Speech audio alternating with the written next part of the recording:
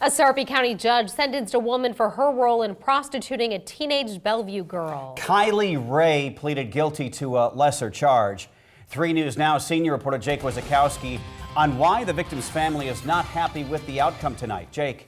Guys, the defense argued Ray was a previous victim because she had also been a prostitute. The teen's family says the punishment was nowhere near enough. Walk away. We want him to be charged, tried, and sent away to prison, for several years. It was at this Bellevue hotel near Offutt that investigators located a 15-year-old girl who was being sex trafficked for more than 2 months.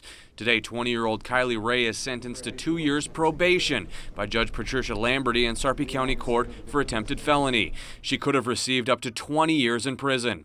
The victim's grandfather, who we will not identify to protect the teen, says the punishment doesn't fit the crime. She shouldn't have walked.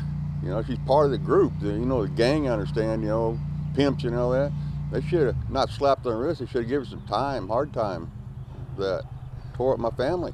Ray rented the hotel room where the teen would exchange money for sex. Her co-defendant, Brandon Felt, allegedly posted ads on Backpage.com. Jesse Bloom is also charged in the case. So whether to say one was more involved than the other, that I'm not going to really get into, but I do think that all 3 of them were culpable to the extent that's why we charged them.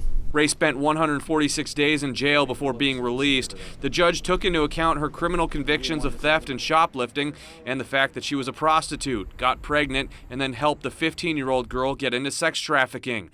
The victim's grandfather says the slap on the wrist makes it difficult for victims to want to testify. I'd like the judges to know that the victims here and their families, it hurts, and we don't want the scum to walk away.